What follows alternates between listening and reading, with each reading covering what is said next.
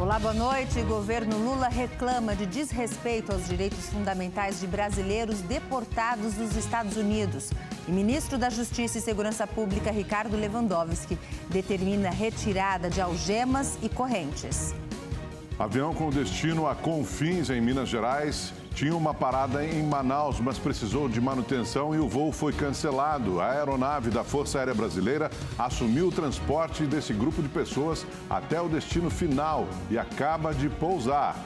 E você vai ver também, na festa dos 471 anos da cidade de São Paulo, você vai conhecer mais dos parques que embelezam a capital paulista. É o último capítulo da série especial sobre a Terra da Garoa. Tudo isso e muito mais nesta edição do Rede TV News.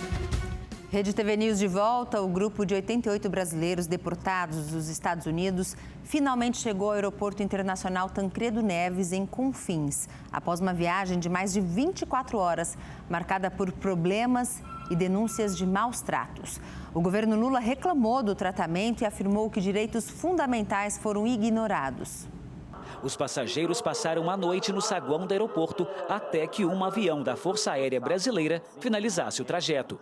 Imagens gravadas mostram a chegada dos passageiros acorrentados. Os brasileiros deportados estavam presos nos Estados Unidos, segundo a Polícia Federal, por entrada irregular no país. Muitos foram detidos ao tentar cruzar a fronteira pelo México sem documentação legal. Passageiros denunciaram as condições precárias da viagem. Segundo esse, o grupo teria sido agredido pelos agentes enquanto estava acorrentado. O viajante ainda relata ter sido privado de ir ao banheiro e até de se alimentar durante o trajeto.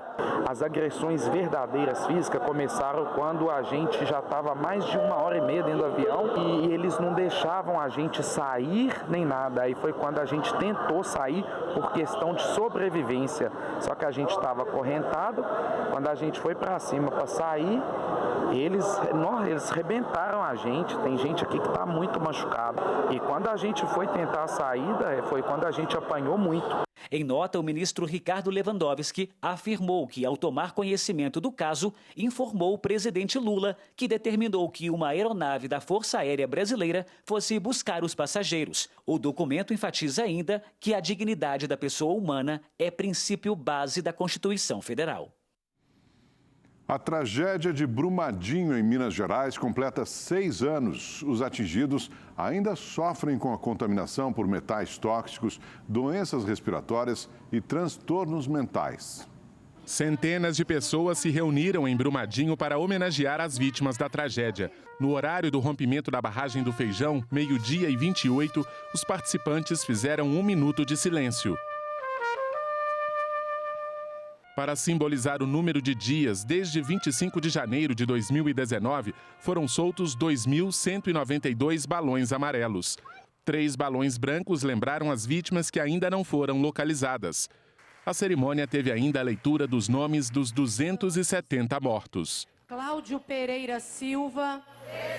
6 anos após a tragédia, moradores ainda são afetados pela contaminação por metais tóxicos. Um estudo da Fiocruz aqui de Minas Gerais e da Universidade Federal do Rio de Janeiro revelou níveis elevados, com valores acima do limite de referência. A situação é mais crítica em crianças de até 6 anos. O aumento foi maior em áreas de mineração ativa e próximas à lama de rejeitos. A alta concentração de arsênio é o que mais preocupa. É preciso que haja um estudo sobre as fontes de exposição, incluindo aí não só a água que já é feita no município, mas também solo, ar e outras possíveis fontes. Exigimos e precisamos urgente de uma política específica de saúde aos atingidos por barragens, de um protocolo específico de como tratar isso. As doenças respiratórias também aumentaram. Outra preocupação é a ocorrência de transtornos mentais entre os atingidos, principalmente depressão e ansiedade. Hoje a gente vive a depender de remédio, né? Principalmente a gente que está na luta. Eu mesmo hoje tomo 10 remédios controlados, eu que não tomava remédio nem para dor de cabeça. Segundo a mineradora Vale, quase 17 mil pessoas firmaram acordos de indenização que somam 3 bilhões e 700 milhões de reais. Cerca de 100 mil atingidos receberam auxílio, totalizando quase 2 bilhões e meio. Outras ações de reparação estão em andamento. Já em novembro do ano passado, o Supremo Tribunal Federal homologou um novo acordo para a reparação dos danos causados pelo rompimento da barragem de Fundão, em Mariana, em 2015. 100 bilhões de reais serão repassados à União, estados e municípios. Outros 32 bilhões serão direcionados para a recuperação de áreas degradadas, reassentamentos e pagamentos de indenizações a atingidos. E a cidade de São Paulo ainda sofre com os impactos do temporal de ontem, sexta-feira. De acordo com o Instituto Nacional de Meteorologia, a capital recebeu o terceiro maior volume de chuva dos últimos 64 anos. Pela primeira vez, a Defesa Civil Estadual enviou um alerta severo de tempestade para os celulares dos moradores da capital paulista. Em Pinheiros, na zona oeste de São Paulo, um homem de 73 anos foi encontrado morto na manhã deste sábado. A vítima estava no quintal e teria sido arrastada pela enxurrada. Um vizinho chegou a registrar o momento em que a água invadiu a casa. A tempestade que atingiu a cidade formou correntezas que arrastaram carros, derrubaram árvores e causaram deslizamentos, principalmente nas regiões norte e oeste da capital. A dona Marta, que mora há 28 anos no bairro Jardim São Paulo, ficou aflita com a quantidade de chuva que atingiu o prédio onde vive. Entrou até o quarto degrau do prédio, cobriu os carros, foi desesperador. Sou dona do Celtinha, foi uma situação desesperadora. Um vídeo que circula nas redes sociais mostra o momento em que um raio atinge um avião da British Airways que está estacionado no aeroporto de Guarulhos. As imagens são impressionantes. Em apenas uma hora, choveu 82 milímetros. No acumulado do dia, os medidores marcaram 125,4 milímetros de chuva. Esse foi o terceiro maior volume que já atingiu a cidade nos últimos 64 anos, segundo o Instituto Nacional de Meteorologia, o INMET. Devido ao volume de água, o serviço de transporte sobre trilhos ainda registra problemas. Aqui na estação Jardim São Paulo, que fica na região norte da cidade, a enxurrada deixou passageiros ilhados na tarde de ontem. Para drenar a água de dentro da estação, foram instaladas 8 bombas, que devem trabalhar por cerca de 8 horas até que toda a água seja eliminada. Por isso, a linha 1 azul do metrô funcionou parcialmente neste sábado. Morador da Zona Norte, Hugo se assustou tanto com o temporal que nem consegue calcular os prejuízos. Não faço ideia. Eu chuto uns 2 mil, 3 mil por aí. Pode ser que seja até mais, porque como ilhou o carro, então alagou dentro do carro, entrou água, o motor todo molhado, enfim. Depois do susto e apesar do prejuízo, o que conforta é saber que a vida foi preservada. O meu prejuízo, se for perda total, vai ser uns 5 mil, mas tudo bem, o que vale é a vida. Então, eu estou viva, tá tudo bom. Voltamos em instantes. Estamos de volta e novas imagens aéreas mostram um confronto entre criminosos e policiais que durou várias horas ontem nos complexos do Alemão e da Penha, no Rio de Janeiro. Em frente ao IML, mais uma mãe teve a difícil missão de liberar o corpo do filho. Rian Muniz de Oliveira tinha 21 anos. O meu filho, que é um menino bom, entendeu? Ele nunca fazia mal para ninguém. Ele era trabalhador, querido, carinhoso comigo, ele era. Eu tô triste pelo meu filho, que não tinha acontecido com ele, não. Eles querem vir na favela para isso, para destruir a família dos outros, para acabar com tudo, esculachar morador. Rian foi uma das 5 vítimas que morreram durante a mega operação das polícias militar e civil realizada ontem nos complexos do Alemão e da Penha, na zona norte do Rio. Entre os mortos está também o jardineiro Carlos André Vasconcelos dos Santos, de 35 anos. Hoje, no enterro, a dor e a revolta da família. Mais um menino que entra na estatística, né? Da violência do Rio, entendeu? A violência que está a todos os momentos assolando a nossa porta. E fica saudade, com certeza. A ação deixou ainda 9 feridos. Um deles foi o policial militar Diogo Marinho Rodrigues Jordão, atingido na cabeça e internado em estado grave.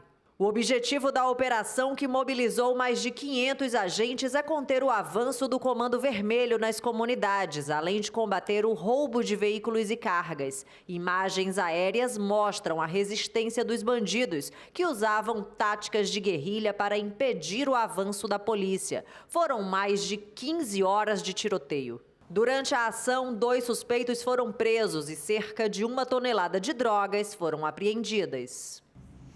No Pode Cá Liberados desse domingo, Jorge Cajuru e Leila Barros entrevistam o ex-presidente da República, José Sarney.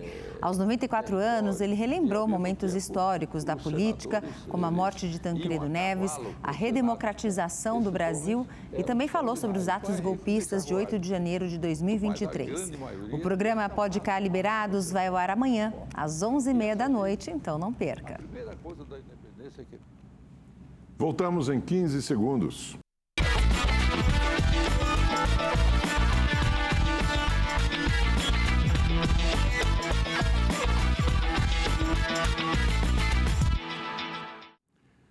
E veja agora a última reportagem da série em homenagem aos 471 anos de São Paulo. O repórter Felipe Brosco vai te mostrar alguns dos 106 parques espalhados pela maior metrópole da América Latina. É neste ritmo que começa mais um dia no maior parque da cidade, o Ibirapuera.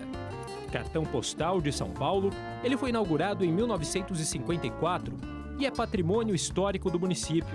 São 158 hectares de área, o equivalente a 205 campos de futebol, um grande refúgio no meio do caos. Na minha opinião, muito democrático, né? Um lugar que as pessoas vêm para se divertir, para relaxar no meio desse caos que é São Paulo, né? Você achar um lugar assim que tenha uma paz ou atividades para a gente fazer, né? Para a gente tirar um pouco a cabeça só desse foco de correria, de trabalho. A Sandra mora em Belo Horizonte, mas sempre que está em São Paulo, dá um jeito de visitar o Ibirapuera. O parque é natureza, é tranquilidade, né? É muito bacana aqui. Os motivos para considerar o parque único são muito pessoais. E aqui você encontra os amigos, encontra pessoas novas também para conversar. Eu acho que é muito interessante esse local aqui no centro da cidade, né? Para mim, a saúde mental, ele é ótimo. Eu acho que dá uma tranquilidade, tu escutar uma música, os pássaros, tu não escuta trânsito, é uma coisa que faz bem para a saúde e para o ser humano, né? A imponência e longevidade do Ibirapuera contrasta com a jovialidade do Parque Augusta. Foi inaugurado em 2019, após décadas de disputas judiciais pelo terreno. Mas esse tempo ficou no passado. E agora, o que todo mundo quer é se divertir. Tendo essa opção mais verde, né, esse contato com a natureza é bem proveitoso para a gente daqui da região central. O Parque Augusta está equipado com um bosque com centenas de árvores, gramados, descampados, parquinhos e um cachorródromo. O pessoal está conversando, está rindo, está tomando alguma coisa. Acho que é realmente uma praia aqui. A gente não poderia deixar de falar do parque mais antigo da cidade.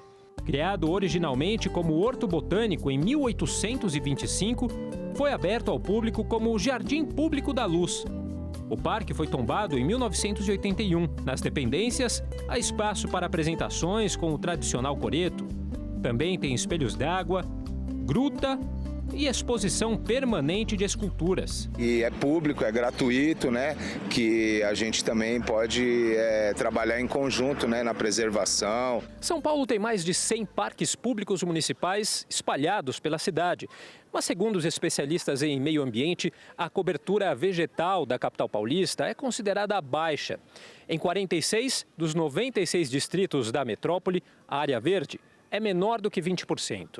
Nós estamos fazendo um estudo que é mostrar quais são as áreas que estão totalmente não cobertas por parques. Então, a primeira coisa é ter um planejamento para exatamente priorizar aquelas áreas não cobertas para que, né, elas possam ser prioritárias. Porque a gente fala 168 parques, parece um número muito grande, né? Mas isso precisa ser, se a gente pensar, sei lá, por exemplo, 20 anos, 4 ou 5 gestões municipais, a gente poderia chegar nesse total e aí a gente tem que ter prioridades e usar melhor os orçamentos públicos. Eu acho que poderia ter mais lugares como esses na periferia, em outros lugares que não sejam tão centrais, que tenham carência de um lugar arborizado, de atividades bacanas para fazer, de uma musiquinha para ouvir espontaneamente também, né?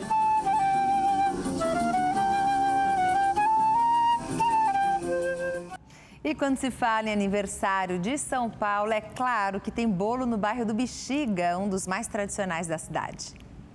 Bolos de vários sabores e tamanhos foram chegando aos poucos e preenchendo a mesa quilométrica no bairro do Bexiga, na região central da cidade. É maravilhoso, é linda essa festa. Eu amo São Paulo. Acolhe tanta gente como eu que vim do Nordeste e venci na vida, com muita fé em Deus e gratidão e com pessoas no caminho, pessoas do bem. Há 40 anos a comunidade do Bexiga se reúne para cantar os parabéns para São Paulo. Quem deu ritmo para a festa neste ano foi o projeto sociocultural do bairro, Bateria 013. Em 1985, quando tudo começou, o bolo ganhou o recorde, maior bolo do mundo. Depois, na administração do meu pai, a gente começou a fazer o bolo 1 metro por ano, em comparação referente ao aniversário de São Paulo, né? Hoje, nós mudamos um pouco, estamos fazendo, tentando chegar no número de bolos, não de metragem, mas no número da quantidade do aniversário da cidade. Vamos ver se a gente consegue. E não é só o bolo destaque do aniversário. Tem muita música espalhada pela cidade. Na zona oeste da capital, por exemplo, a programação contou com a banda instrumental Bexiga 70.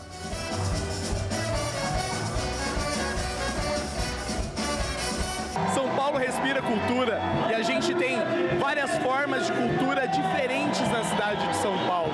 Pensando nisso, nós pensamos na valorização dos espaços, dos territórios, dos bairros. Amanhã tem mais, amanhã você que está assistindo, teremos Maria Gadu no CCSP, um show incrível para celebrar essa cidade diversa, essa cidade cultural que é São Paulo.